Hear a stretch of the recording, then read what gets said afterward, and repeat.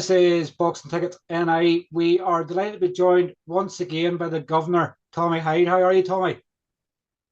Never better, Steve. And thanks for having me on, as always. I really appreciate it. It's my pleasure. Like we're on a similar time zone for once. Like I'm trying to think the last time me and you spoke that we were on the same time zone. It was probably Waterford, maybe last year. Um, I think there was a. I was in the gym at home and we were on a call, all right. But yeah, that might have been. I don't know. Was I think that it might around have been. Christmas time? I think it might have been before Yeah, Waterford.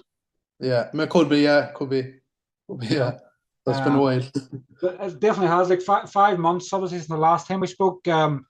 How's things with you? Obviously, I guess closer to home, probably happier, probably healthier, probably getting to bed at a sort of normal time that you can keep in touch with family. Yeah, it's savage. And yeah, I'm 15-minute flight from Cork, like, so couldn't be happier with that. Train is going great. Obviously, I had a little setback when I was supposed to fight in Australia. I went over my ankle a couple of weeks there where I couldn't really do much. I was just lifting a bit of weights and stuff like that. So it's good to be back training hard. Just over 2.5 weeks out from a fight now, so ready to go. I'm in full flow now. Great fitness and everything is great. I'm ticking every box and delighted with how life is. Since we obviously last spoke, obviously you moved in. I know. I remember obviously watching the fight. Cricket doesn't seem it was that long ago now. I was back in June. Um, Noah Kid, like probably even in your head now, you're probably thinking back, going, how did it get on? Sort of time flies back so quickly, but when you cast your mind sort of back to that fight, like what's your memory sort of it? Were you happy with the performance? How did it all go for you in the night?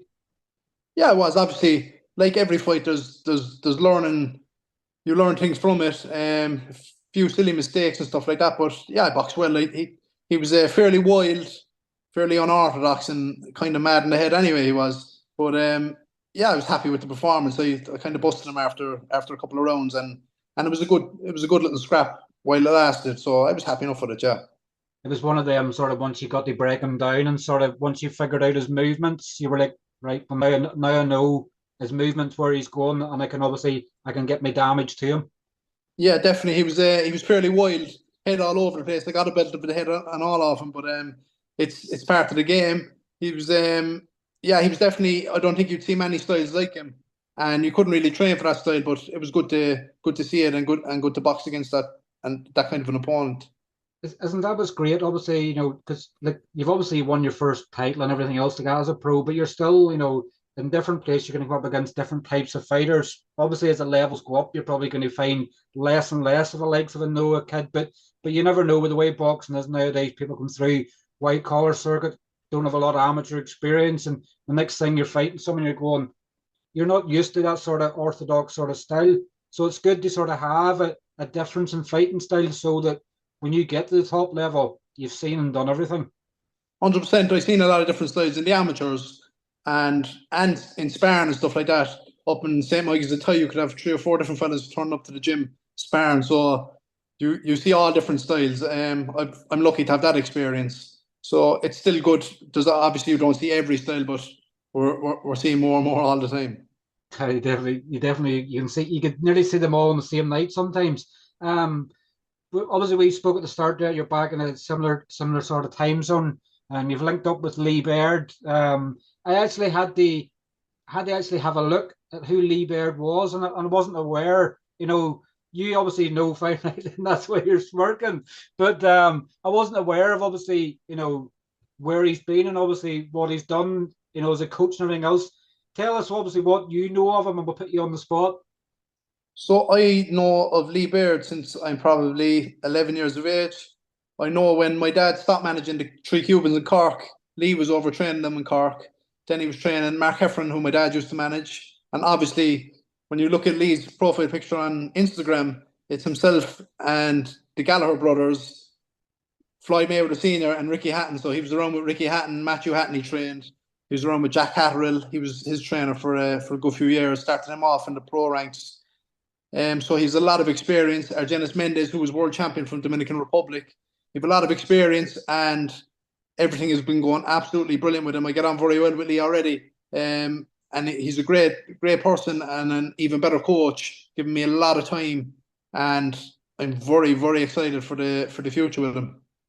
You can sort of tell there, I was good. It was a put you on the spot. Obviously, you knew it all and everything that you were sort of reading out. I can see here from Boxrec because I had to do Yeah, my own research because what this boxing game is like. There's sort of there's trainers everywhere. There's obviously fighters everywhere, and sometimes you don't know who the person is. And like when I look at it, and if someone was going, well, why have you linked up with Lee Baird? As you said, he was around with your dad, and obviously he was finishing up years ago, and who he's been with, like it makes sense. It's part of the family pretty much. yeah.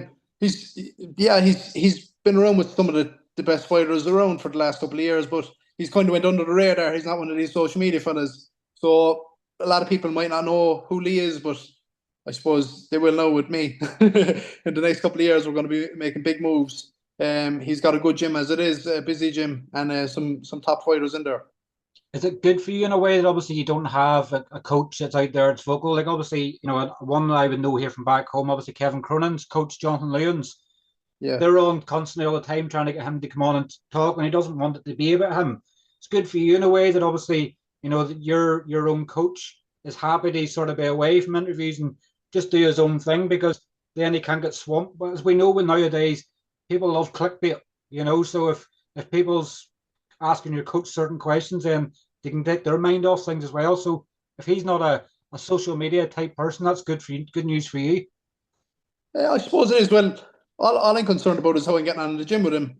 Do we get on together? Do we click? And we definitely do. And like I'm learning so much every day. I'm getting 2-3 hours hard work with him and doing different drills, different strength training, condition training. I'm just ticking every box with Lee, and he knows a bit about everything. So he's a great coach who has a lot of knowledge, and he's passing that down to me now. And obviously, but back in Manchester in the UK as well, like it's very easy for you sparring wise and stuff as well. Like obviously, I remember people tell me when you're in the mainland UK, you've got sparring pretty much on your doorstep everywhere. Yeah, definitely. I've just been sparring Troy Jones now, who's in the gym with us. He's training with Lee as well. He's English light heavyweight champion, and he's fighting on the Yafai Edwards undercard. So he's getting ready for a big fight now as well. So that's top sparring there on the doorstep. For after sparring 3 or 4 times now, and very good. These are the kind of rounds that you pay to watch. They're great rounds, and punching the head off each other. Definitely comes in well. 2024 probably started for you, obviously like a house on fire. Obviously, you landed your first title as a pro. It's probably, I guess injuries and things like that are setbacks. Like, have you been as busy in 2024? Because like you had what 6 fights, 6 fights in 2023. Like, you probably could have had more in there as well. Like, if you've been happy with the progress, 2024, you probably liked to have been a bit busier. A little bit busier, I suppose. I was supposed to fight in August. I went over my ankle, as I was saying there earlier. So that was another fight, and then I would have been had 2 more, so that would have been 5 this year. But we'll have to settle for the 4, and we'll be on to big fights next year then in 10 rounders and title fights. I was going to say, obviously, you're probably getting that stage. Like, I guess, as you are as a fan of the sport, sometimes, when people get to like 10 and 12 rounders, you're maybe fighting 2 or 3 times a year because a lot goes in the background. Like, you're getting used to that sort of now, I guess. We're not having so many fights this year, and then you're going next year. Why am I not having 5, 10 round fights? Because it's just not possible with the training Yeah, camps.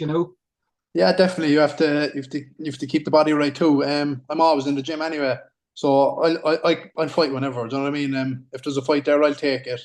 I love boxing, and this is my life, so I'm always in the gym, always waiting to fight and ready to fight. Are you missing your partner in crime yet, Brandon? Brandon and Ian Buckley as well. Like I've been over in LA since January last year, so like or January 2023. Yeah, so we've had great memories over there, great times in LA in the garage, and and just I couldn't thank Ian enough for everything he's done for me for the couple of months or for the year and a half I've been over there. He was an awful helping hand, great crack around the place and great company. And then when Brandon came, it was the same. Someone great to train with, pushing each other every day in the gym. And and a shoulder to cry on then after a bad day of training. Do you know what I mean? So we bounced off each other. Always had great crack and yeah. Obviously I missed the two lads, but I'll be seeing them soon when for Brandon's fight in Belfast. You're coming to Belfast for us, that was Oh, my next 100%. question. 100%. I heard you bringing us all out for dinner, so I'm looking forward to see. It'll be an Um, expensive one. I'm waiting for you to bring up the basketball. Obviously, as you know, Yeah. me and you had a laugh about Brandon previously trying to play basketball, which you didn't see. You've attempted it, and you're actually worse, Tommy. To be honest, I'm actually better than that video shows. That was a very high pressure moment. There was a couple of people around Cork City there that time, so I was under pressure. But yeah, behind closed doors, I'm a handy enough basketballer. We're going to have to set up a basketball court in Belfast somewhere so that you and Brandon can do a one-on-one. Yeah. Whether do it Yeah, first, not a bother. take all day. You know what? He's better than me at pool and stuff like that, but darts he can't beat me at, and basketball I'm much better than him at. He's better than me on the running track too. We're going to have to do these in person here and sort these differences out. Who's better Yeah, at who and what? yeah. It's probably 50-50 on a lot of things. Well, I suppose you have to let people win sometimes, don't you? Definitely, definitely. You're back in action now, the 25th of October, so just over 2 weeks' time. Yeah. You're actually fighting a UK fighter, obviously out in America. Like this is like the start. You started the year obviously fighting a fellow Irish fighter out in America. Now you're bringing an English fighter over to America. Like, what's next? Who's the next one you're bringing to America? It could be someone from Cork next. Nah, it's whoever. Do you know what I mean? Whoever makes sense at the time, and the next opponent, Adam Heppel, he's just coming off a title fight, and he had a good win before that, so he's a good opponent for me. Good time to fight him, and I'm looking forward to a very very good performance. He's sort of just a wee bit. Well, if you go from anything what BoxRec says, he's just a wee bit smaller in height, Danny. So I guess you don't have to punch down like some of these opponents sometimes can be. Like, is it good for you in a way that obviously you have a UK fighter, where you've been similar to the American fighters and anything else like that? Is it good to have a style that you probably know probably more than any of obviously a UK fighter? I hope so. Yeah, you know what? As I said earlier, I'm after fighting so many different styles. You just get on with it. Do you know what I mean? Once the bell rings, it's just another fight. You have to go in there and win and look good doing it. That's my aim at the minute, and that's what I'm going to do. I'm looking forward to it. I'm putting in savage work over here. I'm ready to go and ready to put on a good show. 10th pro fight as well, obviously within 2 years, obviously since you did, well, it'll be just over 2 years, sorry. No, I'm looking at the wrong Just under one. 2 years, yeah. Just under 2 years, like, and they think you're supposed to have one before your debut and everything else like that. So you've technically been obviously preparing probably long before that, but um, this is probably the last one now of 2024 for you, and then is that you then? Did you say you're into the sort of 10 rounders? Well, I'm gonna have two more before the end of the year, and then we see what 2025 brings. Two more after this one, or one more after Oh no, this one? one more after this. One more after this. Who I was knows? We could squeeze in one more. We could I was squeeze going in to two say we're more getting to after the end this. of October. They have two more afterwards from that. Like, you know, There'd want to be two handy ones anyway. if anybody's going to do it and get two more in after October, it'll be you, Tommy. Yeah. Well, we see strange things have happened. So that'll be you pretty much, going into 2025, 11-0. And like, there's been a good caliber of fighters you've had as well. Like you look at sometimes at people's records, like I'm actually looking, most of your fights have actually been positive fight records as well. It's not like some fighters you see and they'll not fight a guy with a positive record until like 8 or 9 fights. Like most of your fights have been against fighters with a winning record rather than, what we can see in other people's records at times. Yeah, I suppose that's my dad onto different matchmakers and stuff. And as I was saying with this fight, it's just who makes sense at that time. So they all made sense and they all worked out well, thank God. So this one will too, and then we move on to the next one. I'm just looking actually, every one bar one has all either been drawn with a record. Noah Kidd was only one, he was 8-9, but the other Yeah, ones were all had obviously good records as well. It looks good obviously, and that's probably why you're getting to this stage now where you feel you're ready for 10 rounders and 12 round fights because you've built the ladder as you're going. yeah, definitely. we're stepping up all the time and progressing all the time. That's the main thing. As a young professional, you want to keep progressing, keep getting better all the time, and never stop learning. And that's what I'm doing, as I'm saying, working hard over here, and I'm learning every single day. And that's the main thing for me. That's all I want to do is keep improving and keep getting better. Obviously, I don't want to speak too much, and obviously, anything negative for you coming up to a fight. But obviously, the BUA obviously stripped you of your Celtic title, and obviously, sorry, I have to bring it up because I know that All right. probably for a wee bit that it maybe annoyed you, but like they stripped you of the belt. They didn't give you any recollection of what was going on with it. It just was like the title was on the line for Emmett Brennan and Kevin Cronin. Yeah, I won the title in March. I fought then in June in Connecticut, and my dad texted saying, "Is it okay for me to fight there?" And I says, "I don't see why not." And then the end of August, is it? Start of September, I found out that I'm no longer champion. I've been stripped, and I've been stripped since June, but nobody told me. And now the fight is up for the two lads to fight for. I don't know. It was a bit of it's a mess. It's a complete mess. What's the title worth when they're going to just strip you like that? But look, that title means nothing to me. I enjoyed winning it in March. Fair play to Craig McCarthy. He let me use his title, his belt, and I was able to have a little bit of a celebration at home in Cork. Brought that back up to Craig. In fairness to him, not many people would do that. And then I don't even have the Celtic title at home. I don't even have it. So I don't want it either. I don't want it. I guess that shows, the camaraderie sometimes in sport where, it's crazy to think like when you can win a title off someone, they don't have another belt there for you. We see it with the world titles and stuff like that as well. Like they don't have a belt for you. So you have to rely on the champion who's just been beaten. They Yeah, actually say, oh, here, you can lend me belt for a couple of hours or you can lend it for such and such. Like that's the great thing about this boxing game is, Craig was going, well, I've had my time with it. You've won it. You can pretty much yeah, keep it if you want to, but that will obviously have his one that he probably had to buy himself. So it was good yeah. that obviously he could do that for you. In fairness, not a lot of people would do that.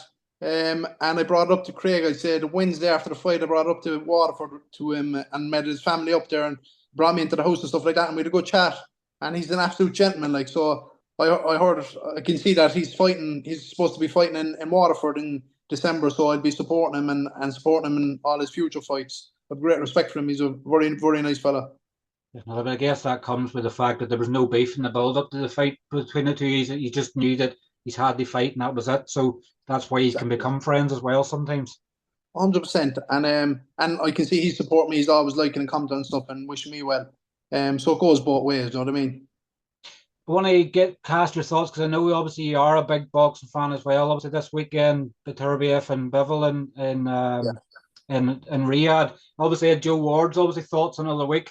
Um, what do you think of the fight? Like I guess sometimes it's particular day of the week. Like if I asked you today, what do you think, and today tomorrow could be different, but really really great fight, undisputed. I think it's the first time ever at that weight as well. Yeah. It's as 50-50 as you can get. Like the master technician in Bivol and then the pressure fighter who is very, very good technically in beterbiev. Who wins? I'm just leaning towards Bivol, but like you couldn't be surprised if beterbiev wins. The only reason I'm leaning towards Bivol is I just think he's that little bit fresher. Beterbiev has a couple of injuries and stuff like that he's coming off, but like it's an unbelievable fight and I can't wait to watch it. I'm not like I'm leaning towards Bivol, but then you're thinking like, is he big enough for Beterbiev? Beterbiev is fighting at 91 kilos, hurting the likes of Usyk as an amateur, and Bivol says if there was a big fight, he could make super middle. So like maybe he's that naturally smaller. He's naturally smaller than Beterbiev, but I would lean towards Bivol just if he can keep the movement going for the 12 rounds, and if he has enough power to get Beterbiev's respect. I think that's it. Sometimes, isn't it? Like the Turbiev obviously has beaten everybody with stoppage. Like he's been down and stuff before as well. The Callum Johnson and him down, and did Yeah. Anthony Yarde have him down He as had him well? hurt anyway, definitely. But like that, he's been down, but he gets back up and he finishes him off. He's brilliant at cutting off the ring, a little bit like Golovkin, cutting off the ring, and every shot is devastating.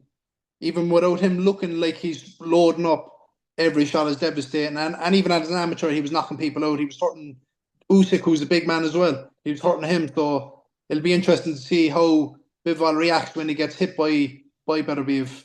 And I think that plays a big part in it too. The first couple of rounds when he does get hurt, when he does get hit, what his anxiety is like, because he's not going to want to get hit again. Obviously, he's a huge puncher, so it's such an interesting fight and a great clash of styles, and it's the best fight that could be made in boxing.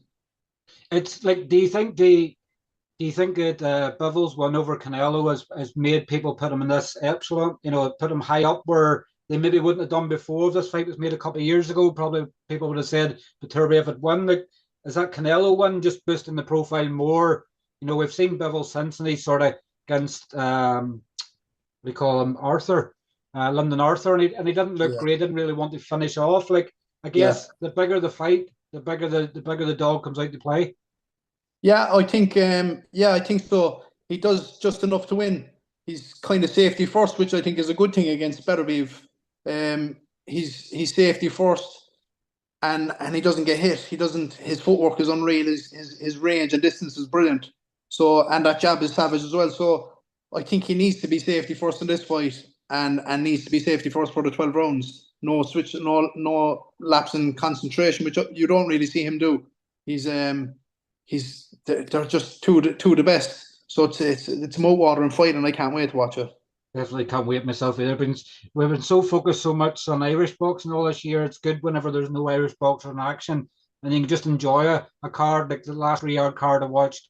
I think was it Anto obviously Yeah, beat Joe Gardena out in Riyadh, and then obviously he's defended against Warrington back home. But yeah. these Riyadh cards are something else. Like, I'm sure you'd be hoping the time you're getting the world level fights that these Riyadh cards are still happening, so you can make a fortune. Who wouldn't? Yeah, who wouldn't want to be on them shows? Like they're unreal, and it's changed in boxing because it's the best fighting the best, and we're blessed to be able to get that. Now, it's brilliant.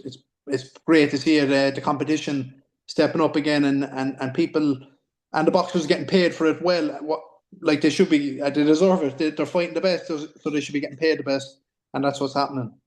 I guess that's the great thing out of all this. You know, the fighters are finally getting what they're worth in the sport. Maybe the bad thing is if the Riyadh season disappeared, then people are back to going, oh no, but I get paid X for this last fight. Why are you paying me less now? You know, they don't understand that the boxing promoters have had to take their cut before, whereas in Riyadh, like they have more money than sense. So they just Yeah, go, here, it's we'll give you brilliant. such and such for this fight. Hopefully it never ends. Hopefully it's there for all of them. Hopefully they start doing shows in Ireland now. That's all. That's all we Riyadh want Ireland next. season. We got them down to Cork. I wonder how many Irish title fights we could get in the one card. I don't know. Will you want any? I don't know. Will you want any Celtic titles even? No, the so like you're back in action. What, 2.5 weeks time? Like, what are we expecting here? I know sometimes you don't like to make predictions, but if you've made a lot of changes under Lee, like, are you expecting they obviously to get Adam out of there, or just look really really good for 8 rounds? Yeah, just look really good. Whether it's 1 round or 8 rounds, I'm not sure. But you obviously want to get the knockout. There's people coming to support me in Boston, spending money to come watch me. So you want to give them as much excitement and much of a buzz as you can. So obviously, I always want to get a knockout. But we'll see what Adam Heppel brings to the table, and we'll deal with that accordingly. I'm feeling great. I'm feeling sharp and fit. So I'm looking forward to a very good performance, and I want this to be my best performance to date. Definitely. Well, look, obviously, I'll thank you as always for your time, Tommy. We'll probably do your post-fight interview in Belfast the week after then. Sounds good, Steve. Sounds good. Whilst we're ridiculing Brandon in the ring, we'll do your post-fight interview. Yeah, I'm looking forward to seeing Brandon out on the weigh-in day and just eating in front of him because he's been able to do that to me for a couple of fights now. So I'm looking forward to the revenge of that. That's right. He done it the last time as well for your last fight. He was saying, "I He's can't done it. wait." He's done it a couple of times now, so I'll be getting him back. I I'm may looking have to forward join you in to that one just to annoy him. that. Yeah, I'm looking forward to that. I'm looking forward to the grub after the fight. It's always the best. Definitely. Well, look, Tommy, it's a pleasure as always having you on. Obviously, enjoy the last week or so of sort of camp here before you head back to America. But we'll no doubt be tuned in as always. And we'll see you the following week in Belfast. Brilliant, Steve. And I look forward to seeing you in Belfast. Definitely. Speak to you soon, Tommy. On the ball. Thank you. Cheers, thank you, thanks. On the ball, Bye-bye. bud. Bye bye.